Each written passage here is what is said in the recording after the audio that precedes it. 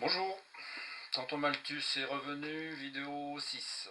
Alors, après avoir tenté de redonner du crédit à notre malheureux CO2, j'espère que j'y suis parvenu. On va commencer à parler d'énergie. Alors, j'aimerais faire un petit rappel, puisque dans une précédente vidéo, je discutais un petit peu de la révolution industrielle. Il faut savoir qu'au 19e siècle, au moment de la révolution industrielle, qui était déjà bien entamée, les scientistes pensaient être sur le point de tout résoudre, mais vraiment tout résoudre. C'est-à-dire que l'espèce humaine s'était chopé un ego démentiel, et de ce fait, on pensait être proche de résoudre tous les problèmes de la science. Il s'est avéré que tout ça s'est effondré, et sur les gravats de cet effondrement, il y a tonton Einstein qui va arriver avec ses théories pour redonner un second souffle à ce qu'on pensait que l'univers était en réalité. Et alors justement, à propos de cet univers, à l'époque, ceux qui s'intéressaient à l'astronomie pensaient que au niveau univers, nous n'avions que notre galaxie. C'est-à-dire que la Voie lactée était l'unique objet stellaire qui peuplait l'espace. C'est seulement grâce aux théories de tonton Einstein qu'on a pu étendre l'univers jusqu'à les dimensions qu'on lui porte aujourd'hui. Dimensions qui sont tout à fait abstraites. Et dans le domaine de cette abstraction, j'aimerais vous parler un petit peu de ce qu'on pense être les connaissances propres à cet univers. Alors, on va d'abord parler des trous noirs. Je ne sais pas, pour certains, pour ceux qui s'y intéressent un petit peu à l'astronomie, il y a de cela un an ou deux, non un an je pense, il y a eu aux informations à la télévision une info génialissime comme quoi on avait photographié pour la première fois un trou noir. Bon, il se trouve que le trou noir est un objet censé tout avaler, lumière comprise, qui au 19e siècle était un objet hypothétique qui arrangeait bien les scientifiques parce qu'il leur permettrait de répondre à certains problèmes qui se posaient et qui étaient jusqu'alors sans réponse. Et ce sont les théories de tonton Einstein qui vont donner la possibilité à ce monstre de voir le jour. Un petit peu comme Hollywood a permis, grâce aux effets spéciaux, ou actuellement grâce aux jeux vidéo, aux images de synthèse, de donner naissance un petit peu à tout ce qu'on veut. Donc, le trou noir est passé de ce qu'on appelait l'abstraction à quelque chose de pratiquement concret, et maintenant on considère que chaque galaxie possède en son centre une espèce de trou noir, un petit peu comme un lavabo, comment dire, un siphon. Eh ben, au centre de chaque galaxie qui tourne sur elle-même, il y aura un trou noir. Mais l'histoire ne s'arrête pas là parce que, justement, comme les scientifiques considèrent que les galaxies tournent à une vitesse pas possible, on commence à parler de matière noire. Et cette matière noire, bien sûr, c'est quelque chose qu'on ne voit pas, qu'on ne sent pas, mais qui pour eux existe et expliquerait la coalition de ces fameuses galaxies qui devraient s'atomiser, c'est le mot qui convient, s'ils ne bénéficiaient pas d'une espèce de colle qui, en l'occurrence, pour eux, est cette fameuse matière noire. Et cette fameuse matière noire, pour eux, ils l'estiment à peu près à 20%. Cette matière noire constituerait 20% de la matière dans chaque galaxie. Alors, on a déjà les trous noirs, hypothétiques, on a déjà la matière noire, hypothétique, et dernière chose, et la plus importante, il y a même pas un quart de siècle, les scientistes se sont rendus compte que l'univers serait en expansion constante. Et cette expansion irait de plus en plus fort et de plus en plus vite. Conclusion, notre univers serait un espèce de ballon dans lequel quelqu'un soufflerait de plus en plus fort et de plus en plus vite. Et ce qui soufflerait pour eux de plus en plus fort et de plus en plus vite, ça serait l'énergie noire. Quelque chose qui, non plus, ne se voit pas, ne se sent pas, mais qui pour eux existe. Et tenez-vous bien, cette énergie noire représenterait à peu près 70% des constituants de notre univers.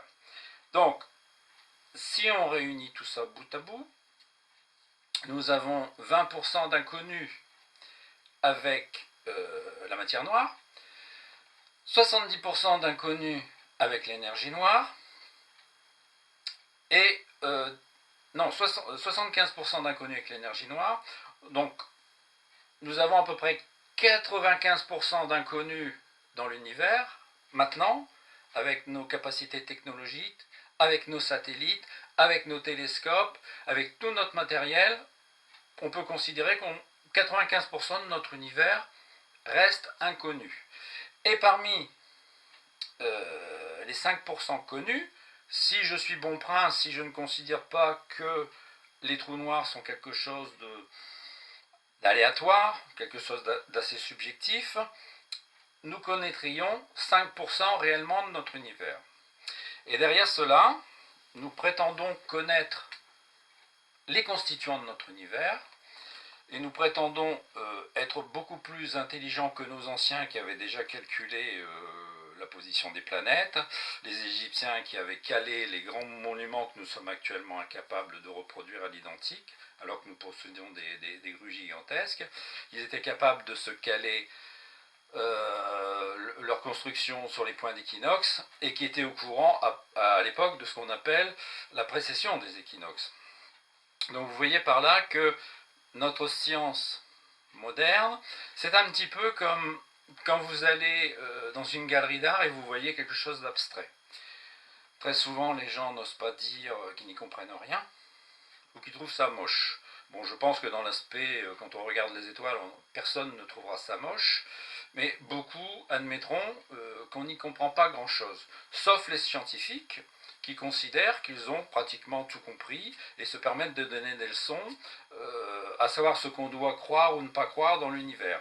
Et ce que je vous dis peut vous paraître rédhibitoire, mais ça vient dans le prolongement de mes précédentes vidéos, ça s'adapte parfaitement au puzzle, parce que nous allons vraiment commencer à parler d'énergie, et cette fameuse énergie, elle, est responsable des changements climatiques qui ont lieu actuellement sur Terre, ou plutôt qui ont lieu depuis un certain nombre d'années sur Terre. C'est pour ça que je me permettais ce petit intermède. Alors un autre élément nécessaire à mon puzzle, c'est Émile Bernheim. Non, Hippolyte Bernheim. À la fin du 19e siècle, ce monsieur était devenu un ponte dans le domaine de la psychiatrie. C'était on va dire le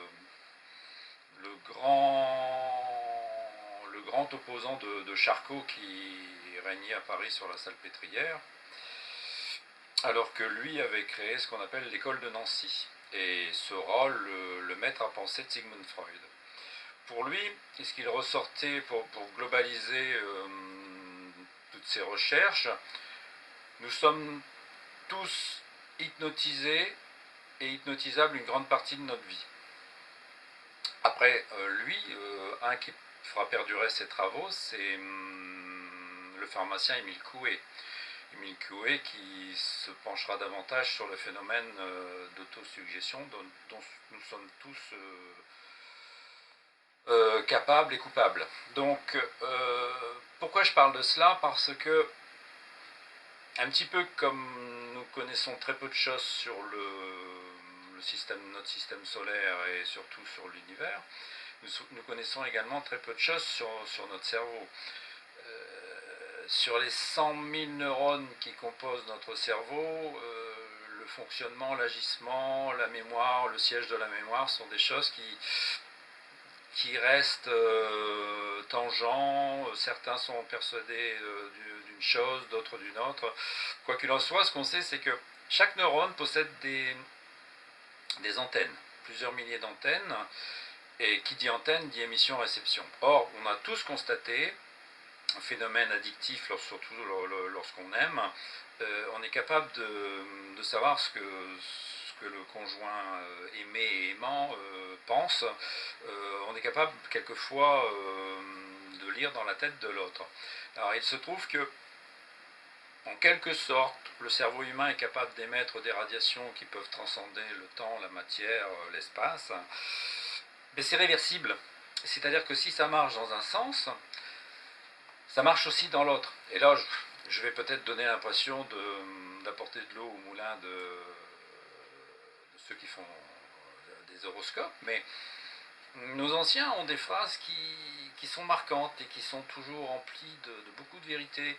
Quand on parle d'un individu lunatique, quand on parle de quelqu'un qui marche d'un pas martial, quand on parle d'un port jupitérien, est-ce que tout ça n'aurait pas rapport avec l'influence que pourraient avoir les planètes sur nous, sur nos énergies? Parce que ceux qui s'y intéressent savent très bien que le corps humain est enveloppé d'une énergie que certains appellent l'aura. Et cette énergie influence, mais est également influençable, c'est-à-dire qu'on est toute petite parcelle d'énergie baignant dans un océan d'énergie, un petit peu comme une petite goutte d'eau de mer dans les océans, c'est le même principe. Donc, tout cet aspect énergétique est quelque chose qui est rejeté sous le tapis par les scientifiques et qui l'a surtout été grâce aux travaux d'Albert Einstein. Tantôt Einstein, lorsqu'il est arrivé, c'était quelqu'un qui, durant sa jeunesse, alors qu'il était un jeune scientifique, connaissait la notion d'éther. Je ne sais pas si vous avez déjà entendu parler de cela, l'éther au Moyen-Âge, tout le monde parlait d'éther. On doit ça aux travaux d'Aristote bien avant l'ère chrétienne.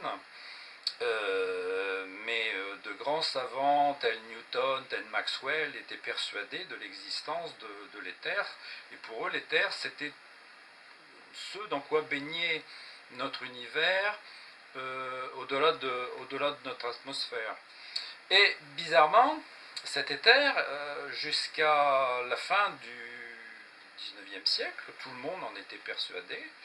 Et ça donna même du fil à retordre à certains chercheurs comme je prononce mal, Milcherson et Morley qui firent des expériences sur la rotation de la Terre.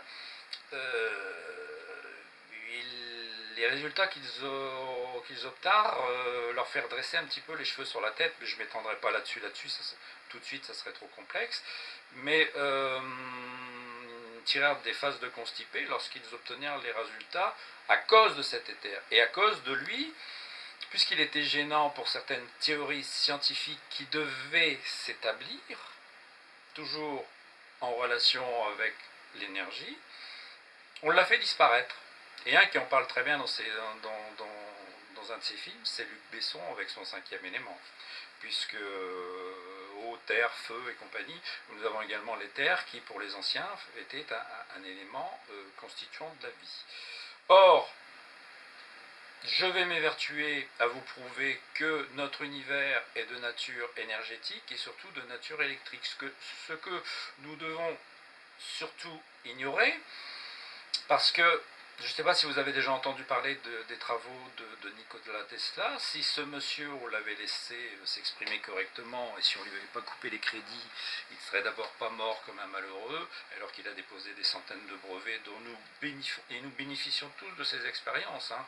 La télévision, les rayons X, les microscopes électroniques et compagnie, les radars, tout ça, c'est Nikola Tesla. Ce monsieur, on l'a fait taire parce qu'il se proposait de mettre à la disposition de l'humanité une énergie considérable et gratuite.